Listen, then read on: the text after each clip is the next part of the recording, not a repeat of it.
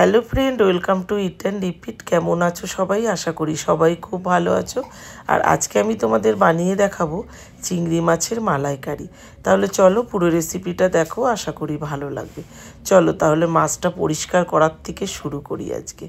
আজকে না মাছ এনেছে বাজার থেকে, 5টা মাছ এনেছে। 2টো মাছ আমি আগেই কেটে ফেলেছি, তবে ভাবলাম যে চলো তোমাদের সাথেও শেয়ার করি। অনেকেই জানো না চিংড়ি মাছের নোংরাটা আসল কোথায় থাকে।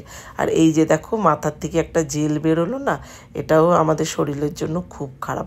আমি একটা ভিডিওতে শুনেছিলাম এই জেলটা নাকি কোনো সিরিঞ্জ দিয়ে এর মাথার ভেতরে পুশ করা হয়।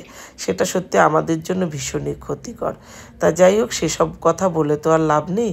তা এই যে মাথার ভেতরে যে স্টমাকটা, এটা অনেকেই জানে না, আমিও জানতাম না আগে, জানো তো। তা ভাববে হয়তো সবাই জানে, তবে যারা নতুন সংসার করছে আমি তাদের উদ্দেশ্যে এগুলোকে দেখাই। তা আজকে কেটে আনেনি বলেই তাই জন্য ভাবলাম তোমাদেরও একবার দেখাই। দেখো এটা, দেখো কত বড়, কি ঘৃণা লাগে না দেখতে বলো। যাই হোক, এই পিঠের শিরাটাকেও অবশ্যই তুলে নিতে হবে। চিংড়ি মাছে খুব একটা নোংরা থাকে না, তবে যতটুকু নোংরা থাকে কিন্তু ভীষণই নোংরা। যাই হোক, একদম পরিষ্কার করে নিলাম মাছগুলোকে। তা আজকে বাজার থেকে কেটে আনেনি বলেই তোমাদের সাথে শেয়ার করলাম। তা এখানে যেই মশলাটা দেবো, আমি একদমই মাছ কম তো তার জন্য মশলাও একদমই কম। 1 চামচি নিয়েছি পোস্ত, 4টে কাজু বাদাম আর 4টে আমন্ড একটু গরম জলে ভিজিয়ে রেখেছি 10 মিনিটের মতন, তারপরে ছাড়িয়ে করে নিলাম। 2 চামচি মতন টক দই আমি এর মধ্যে দিয়ে দিচ্ছি। তারপরে একটুখানি জিরে গুঁড়ো, একটুখানি ধনে গুঁড়ো আর একটুখানি লঙ্কার গুঁড়ো দিয়ে এটা পেস্ট করে নেব। একটু লাল লাল করেই বানাবো, তাই জন্য লঙ্কার গুঁড়োটা দিচ্ছি। তা তোমরা যদি একটু সাদা সাদা বানাতে চাও তাহলে এমনি কাঁচা লঙ্কা কিংবা একটু সাজিরে গুঁড়ো এসবও দিতে পারো। সরি, সাজিরে না, মরিচ গুঁড়ো দিতে পারো, তাহলে একটু সাদা সাদা হয়। তবে আমি একটু লাল লাল করে করব বলেই লঙ্কার গুঁড়োটা ব্যবহার করলাম। তা দেখো কি সুন্দর পেস্টটা হয়েছে, একদম ক্রিমের মতন হয়েছে। ওই যে বাদামগুলো দিয়েছি না, এই যে দেখো মাছগুলোকে নুন হলুদ মাখিয়ে রেখে দিয়েছিলাম। এবার দেখো আমি কাঠি ভরে নেবো একটু মাছের মধ্যে। টুথপিক দিয়েই করি, তবে টুথপিকটা না আজকে হাতের কাছে পাচ্ছি না। তার জন্য আমার ওই যে ঘরের বিছানা ঝাড়ার যে ঝাড়ুটা থাকে, সেখান থেকে একটা কাঠি আমি খুব ভালো করে ধুয়ে তারপরে কাঠিগুলোকে ছোট ছোট করে টুকরো টুকরো করে নিয়েছি। তা একটা কাঠিতে আমার হয়েছে, 5টা মাছ তো হয়ে গেছে। তা এইভাবে ভরে নিলাম, তাতে মাছগুলো একটু একদম সোজা সোজা থাকে, না হলে তো চিংড়ি মাছ কড়াইতে দিলেই গুটিয়ে যায়, দেখতেও একদম ছোট লাগে আর অতটাও ভালো লাগে না দেখতে। তার জন্য এইভাবে করলেই ভালো লাগে। তবে চিংড়ি মাছের মালাইকারি এইভাবেই কিন্তু করে।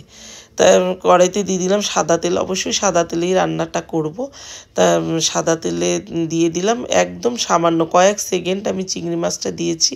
আর আমি না চিংড়ি মাছ, আমার অন্য রেসিপিতেও দেখেছো তোমরা, চিংড়ি মাছ আমি একদমই ভাজি না, একদম ওই মশলার মধ্যেই ডাইরেক্ট কাঁচা চিংড়ি মাছটাই দিয়ে দিই, খুব ভালো হয়। এইভাবে করে দেখবে।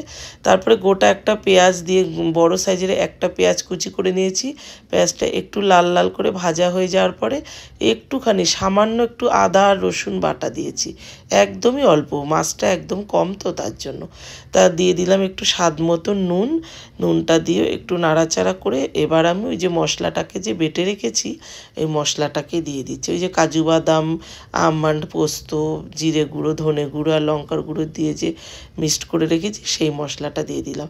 একটু মশলাটা কষানো হয়ে গেলে এই যে মাছটাকেও দিয়ে দিলাম এর মধ্যে।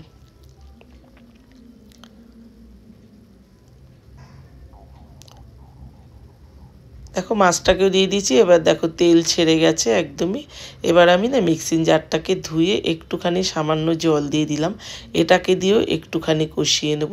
মিক্সিং জারটার মধ্যে অনেকটাই মশলা ছিল, তাই জন্য ধুয়ে একটু জলটাকে দিয়ে দিলাম।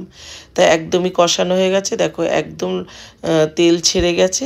এবার একটুখানি আমার ঘরে ওই নারকেলের দুধের যে পাউডারটা হয় না, সেটা একদিন এনেছিলাম, প্যাকেটে হাফ ছিল, সেটাই আজকে কাজে লাগিয়ে দিলাম। একদম অল্প মাছ তো তাই জন্য ওইটুকুতেই হয়ে গেছে। তা দেখো মাছটা কিন্তু রান্না হয়ে গেছে। তা একটু উল্টিয়ে উল্টিয়ে দিলাম। তা বেশ সুন্দর হয় খেতে। এইভাবে চিংড়ি মাছের মালাইকারি বানিয়ে নিও। তা কেমন লাগলো রেসিপিটা বন্ধুরা অবশ্যই কমেন্টে জানিও। ভালো লাগলে প্লিজ লাইক শেয়ার করে দিও, চ্যানেলটাকে অবশ্যই সাবস্ক্রাইব করে দিও। তাহলে চলো আজ আসি, সবাই ভালো থেকো, সুস্থ থেকো, সাবধানে থেকো। আবার আসবো অন্য কোনো রেসিপি নিয়ে। আর আমার রেসিপিগুলো তোমাদের কেমন লাগে অবশ্যই কমেন্টে জানিও। আজ আসি, টাটা।